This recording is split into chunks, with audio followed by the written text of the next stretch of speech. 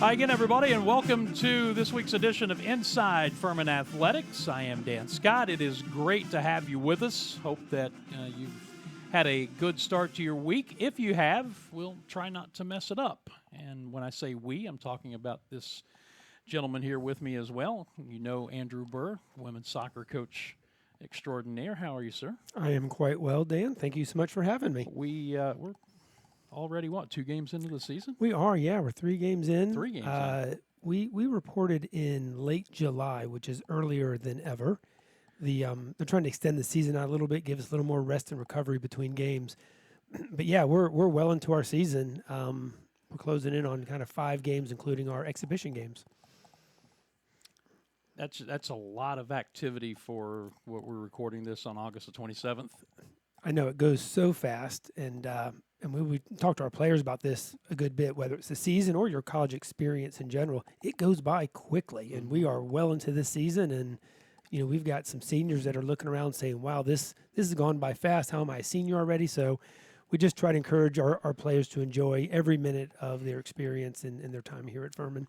Do you ask how I am my 20th year coaching this program already? Yeah. A couple of times I ask myself that when I'm getting out of bed a little bit slower in the morning, but it has been good. It's been a fun ride.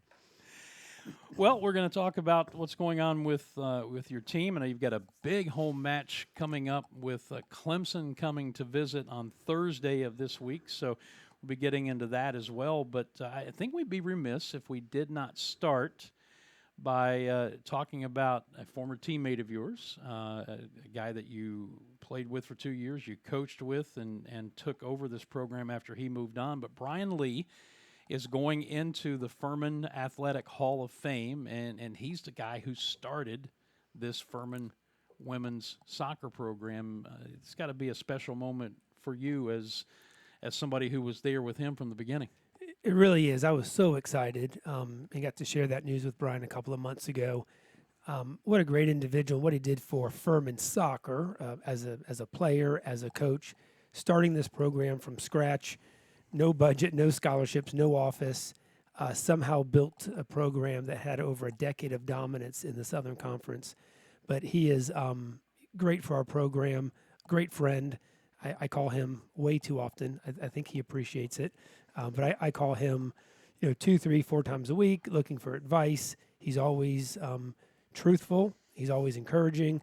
But it is impressive what he has done here at Furman, building a wonderful program. And we're so thankful for all the hard work he put in 30 years ago. And gone on to success in bigger and better things at larger schools as well. But you were telling me the circumstances under which he took – well, I can't say took over the program, under which he started the program. When we say he started the program, he really started it, didn't he? It was from absolute scratch. He was coaching the club soccer team.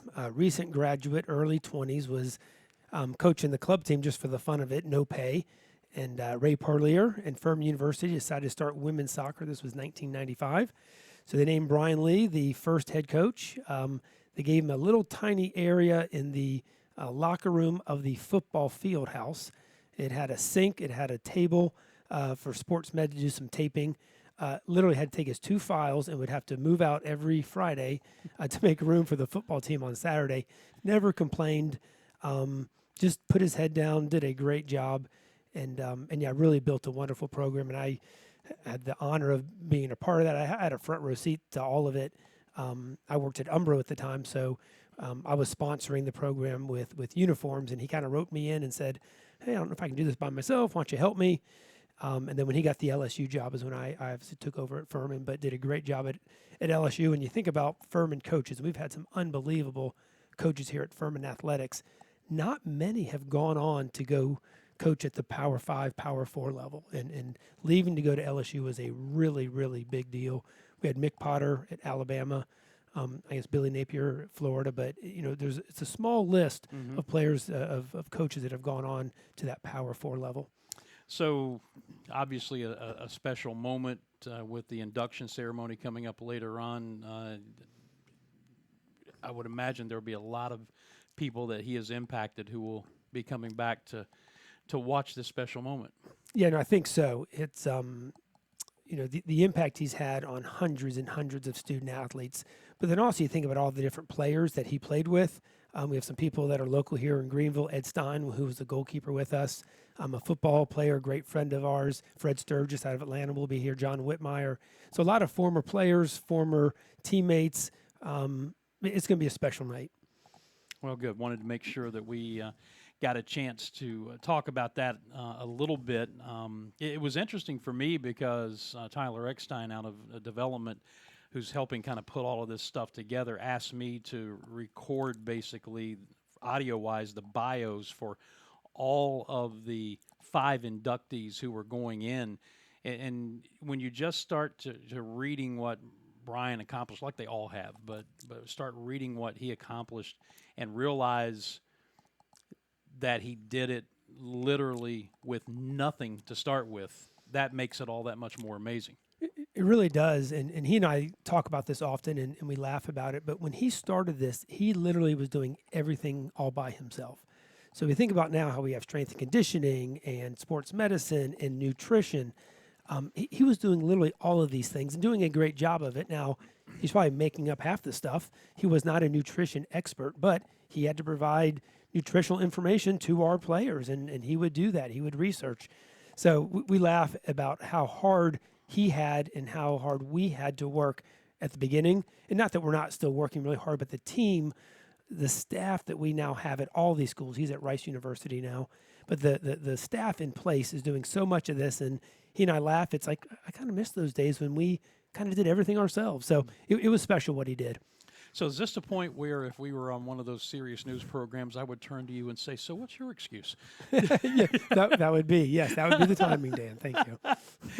Now, you have obviously had a great career here, and I know that even 20 years in, your level of optimism remains inspiring, because you come in here every time we get a chance to do this, or whenever I see you on campus, you always have a smile on your face no matter what may be going on with the team or what may be going on out in the world outside of the Furman campus, and that's a rare quality these days. I mean, it's a pretty simple formula. If you're not having fun, you're not doing it right. And I talk to my players about that all the time. We have a lot of overachievers, and they get worked over classes and social life and parents and professors and labs, and they get so worked up. And you got to remind yourself and your teammates and the people around you, if you're not having fun, you're not doing it right. So we have great jobs. Furman is a wonderful place to work, but also to raise a family. So I am so thankful, so blessed for this opportunity. So I'm going to try to enjoy it. Well, tell me about this year's team. I know that you've got some experience coming back. I also know that you're battling some injuries right now. Yeah, so we are, we're 5 games in with our 2 exhibition games. We haven't had the same starting lineup yet. We have some really, really talented players. Our key is how do we get them all on the field, all healthy at the same time. So Clemson's certainly going to be a major test next Thursday here at home. But what we've seen so far this year is some players that either traditionally haven't received a lot of playing time, or maybe are freshmen and weren't prepared maybe to get as many minutes as they're currently getting. They're getting to play a lot, and that is going to be so helpful to us in a month from now, in 2 months from now, when we're fighting for a Southern Conference championship. We're going to have some players that are getting some significant experience against a Duke, South Carolina, Clemson coming up. We've got game experience against some big-time programs. Haven't had the results that we wanted, but we've got some really good experience. So when we do get all of our players healthy, I think we're going to be in a much better position. We're going to have a lot of depth because we've had some players that are now more experienced. And that's one of the things you have to do. I think you have to do it as a coach at any level, but it's maybe not as easy to do it now at the Power 5 level, regardless of the sport, because of how much money's involved and the way the sport has changed, and the absolute necessity to win now. You want to win now, and I don't even know if I want to use the word luxury, but you have to have a mindset of looking a little longer term. What's going to transpire between now and the time the conference season begins, and 2 months from now when the conference season is coming to a close? You have it's a necessity, I guess, and a luxury to a certain extent to be able to take what's happening now and know that projecting that into the future, this has a chance to be a really strong club. Yeah, no, absolutely. Athletic director Jason Donnelly, JD the AD, he came out to training the other day and he kind of talked to the group. It's a marathon, not a sprint. And so true. And when we look at our team goals are win a SoCon regular season, win the Southern Conference Tournament Championship, go into the NCAA tournament, advance in the NCAA tournament. Those are our goals, and those are all still in place. You can't achieve those goals or be removed from those goals 5 games into a season. So I think we're in a really good spot, but it's going to be a learning curve, and we need to make sure that what we're learning, the experiences we're having, how do we ensure that we then use that to get a little bit better each day we go out for training and each game we go and play in. I've asked you this question before, but I like to poke the bear whenever I get a chance, and especially when we do our interview with Doug. I know I'll ask him this question, but every other sport practices. Why does soccer train? Oh, that is a very good question. I normally defer to Doug on these things. So when he tells me that they're going to train on the pitch today, I'm like, I don't know what you're talking about. We're going to have practice on the field, right? That's right. No, we're going to train on the pitch. I'm going to defer to Doug. You can ask him. Well, trust me, I will, among many other things. So we talked about leadership. You've got some fifth-year seniors back, right? Which is, you tell me how unusual it is for your program. I mean, very unusual, and we're adapting. This really, for us, is the final year of that COVID year. Mm-hmm. So we have some fifth-year seniors that decide to stay. They'll be graduating in December. Maya Poplin from Hilton Head, she was the South Carolina Gatorade Player of the Year. Great to have her back for a fifth year. Nieva Gaither, she was the 3-time Gatorade Player of the Year coming out of the state of Georgia. Addison Korn, our MVP from last year, goalkeeper, 5th year. So we've never had this before, and the COVID year is the reason why we're able to do this. I don't think we're going to see a lot of this going forward. Right. I think obviously from a transfer portal position, we don't have anybody in the transfer portal, but there's a lot of kids out there that are in it. Lots of women's soccer players that are in the portal right now. We still have people that are coming for a 4-year experience at Furman University. We don't have a lot of student athletes saying, I want to do really well for 1 year, then try to move on somewhere else. That's just not how we recruit, and that's not the dynamic of Furman University with the academic side of it. But for us to have that experience has been so valuable. Now all 3 are injured, and that's going to be the key here is how to get those 3 healthy. In addition to a few other players, Helen Gutierrez is one of our captains. She's injured right now as well. She's a senior. So we got to get these kids healthy, but we've got a lot of experience. So I think we're going to be able to have a strong run here in the season. Do you anticipate getting them back? Yeah, no, I think they're all fine. It's nothing's season ending. I think it's just more of, we're getting them back in. They're getting some touches. They're getting some reps. Do we want to put them in an environment where they're playing 90 minutes? Probably not yet, because we're trying to maintain this. It's a marathon, not a sprint. The goal is SoCon championship. Our goal isn't to beat Clemson, although that would be wonderful to beat them on our home field. That's not the ultimate goal, and we can't risk having one of those players get a serious injury at this point in the season. How long did it take you to develop that mindset? Because as a competitor, I know you want to go out and win every game, and you're going to try to beat Clemson. There's no question about that. But to develop the mindset of understanding what's really important and what is going to get you to the NCAAs versus selling out for this early in the season. I don't have that mindset, and that's my problem. So that's it, folks. Yep, Thank you very much. I don't have it. So associate head coach April Raymer, she's awesome. But so we've done more stuff like pregame stuff where we'll write down minutes, we'll write down rotations. I feel if I can actually see it, she'll hold me to it. Mm-hmm. She's reminded me constantly. Remember, Nieva's not getting 90 minutes today, and I say yes to that. But then we get into the game, and we're up 1-0. I think Nieva can get goal number 2. Let's put this one away, and then next thing you know, 30 minutes becomes 60, becomes 90. So that competitive part of me, and really any coach, comes into place every single day, Right. every single game, and I've got to remind myself that it's a marathon, not a sprint. And all of this from a guy who was a kicker, Yeah. right? Uh-huh. Funny how that works out. It is. It's all coming back. What about the youngsters?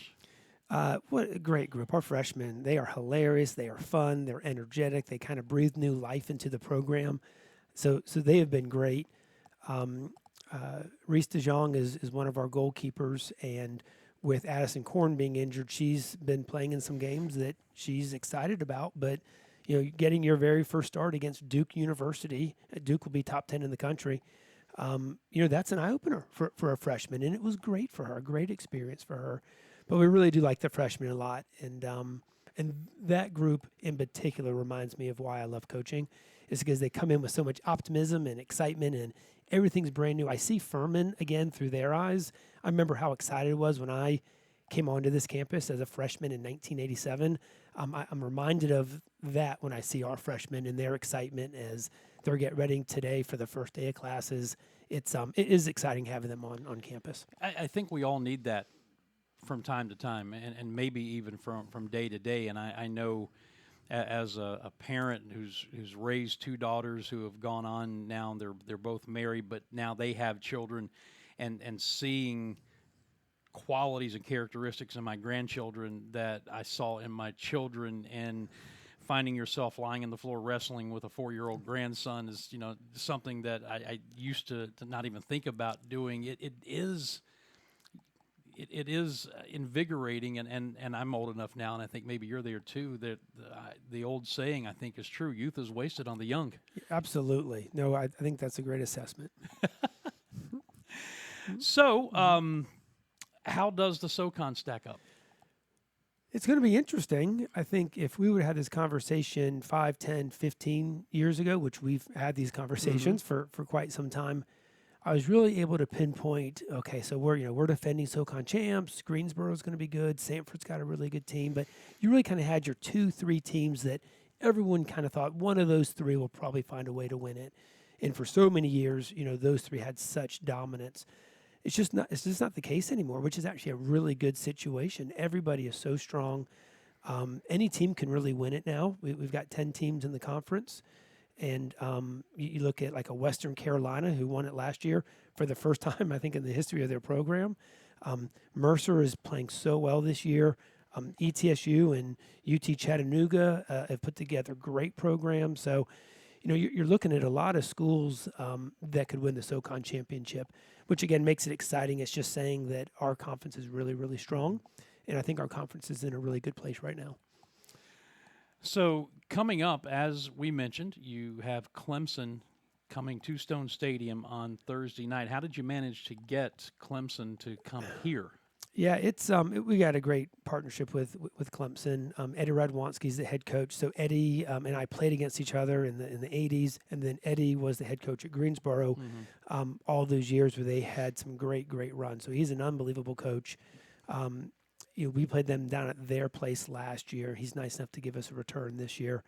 But it's, last year they were, I thought they were the second best team in the country behind Florida State. I think they had maybe 3-4 losses all year. I think 3 of them were to Florida State, including in the semifinals of the College Cup.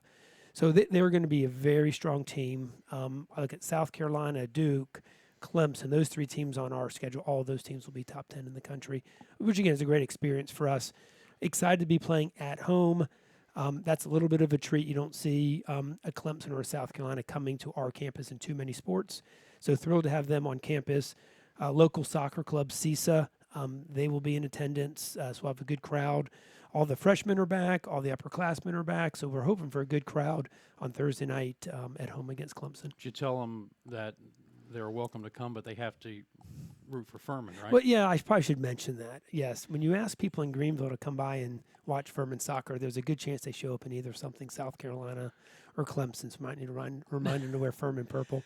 But yeah, and you kind of went where I was going to go. It is so unusual for a school like Furman to get a Power 5 school to come and play. I mean, it's getting difficult to schedule Power 5 schools anywhere now, especially if you're talking basketball or football, because of basketball net rankings and football power and playoffs and all that other stuff. But even in soccer, it's difficult to schedule those schools sometimes. But it's nearly impossible to get one of them to come to your home stadium or pitch, Doug Allison. So you really want to take advantage of this. Yeah, no, we're gonna embrace it, and part of that's just the friendship that we have with Coach Eddie down at Clemson. You realize if you beat him, Oh. friendship's over. Yeah, I think that'll never probably happen. so. Yeah, I think probably so. And it certainly doesn't hurt. And as I'm looking out your window, I look at this campus, I look at our facility, the Stone Soccer Stadium, and then the Spinks Field House, the locker rooms, the little VIP porch, the stadium that Umbro built 20 plus years ago. For a power forward to come here, they're showing up and saying, "Wow, this is first class." So that does help attract a little bit more, that they're not coming to a soccer field with a chain link fence around it. They're coming to a multi-million-dollar soccer facility right in the heart of this beautiful campus.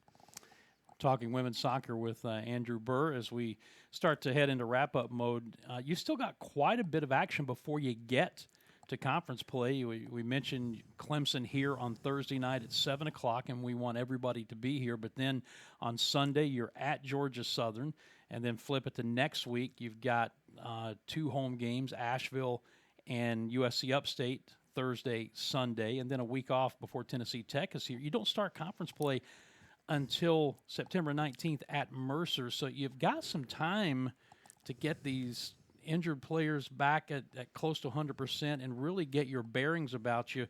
I sense a ramp-up mode here towards Mercer. Yeah, absolutely. Everything we're doing right now is gearing towards Mercer. And we want to get some results along the way, but I'd much rather get experience, get some people healthy. We're still trying to figure out what our identity is. What's our system? We've got these new freshmen, how they fit into our system. So I love the way our season is set up with our non-conference season at the front end, and then obviously the back end of the schedule is all Southern Conference. Because we have 10 teams, the Southern Conference schedules our games for us, and it's Thursday, Sunday, and it's predetermined. So we don't have the ability or even the interest to try to do a Southern Conference season game early in the season or putting a non-conference game late in the season. Is already predetermined for us, so it really prepares us well to hit that Southern Conference road game. A number of years ago, the sport of football changed dramatically. It went from multiple styles of offense to now just about everybody's running the spread and trying to go quick. Basketball, everybody seemingly is trying to push tempo with very, very rare exceptions. Has the sport of soccer changed at all in the style, the what the players expect over? You've been doing this as a head coach now for 20 years. Has it changed? It has. The players have gotten significantly better, more technical at every position. One thing we're seeing a good bit more out of today's game versus the game that Brian, Lee, and I started when we coached this team a long time ago. Goalkeepers are more technical. We're going to build out of the back a little bit more. Goalkeepers are very good with the ball at their feet. You may have a back four that 20 years ago, that back four was low risk and just sat and they held. Now our back four, our wide players are getting forward more. So we are seeing some changes in the game, but it's still very much a player's sport. And we're not calling in plays. We're not running a certain offense. We're going to play a certain style and a certain flow. But at the end of the day, the whistle blows. It's kind of the player's decision. And we've got some players with some really high soccer IQ, and they get the feel for when to speed a game up, when to slow it down, when to change the tempo. It's not coming from the coaches so much, but it's more coming from the players. Well, and ultimately they're the ones who decide whether you win or lose, right? Yes. Even though it goes on your record. Yes. So Coaches lose games, players win games. It's pretty simple, Dan. That's how the formula works. Well, that's what I've been told, and broadcasters don't have to worry about any of it. You're always a winner. We just sit back and call what we think we see. Yep. I tell people all the time, bring a radio to the ball game. You'll get a double header, the one you're watching, the one I'm calling. So that's the way it works. Yep.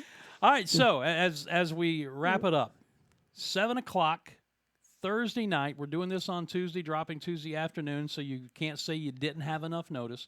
Thursday night, Clemson will be here at Stone Stadium to take on this guy's women's soccer team here at Furman. Purple Rain night, CISA night, all kinds of good stuff going on. We appreciate everybody's support. Come on out. All right. We will expect to talk to you again before the season's over and be talking about this ramping up towards a conference championship. I love it. You can do that, right? Let's do it. Okay, no pressure. Yep. All right, that is Andrew Burr. This has been yet another edition of Inside Furman Athletics. Thank you so much for your attention. We'll see you back here again next week. We're starting to get the schedule lined up, and as soon as we have that in play, we'll try to start putting some of that out in advance. But thank you, as always, and for Andrew and all of us at Furman, I'm Dan Scott. God bless you. So long, everybody.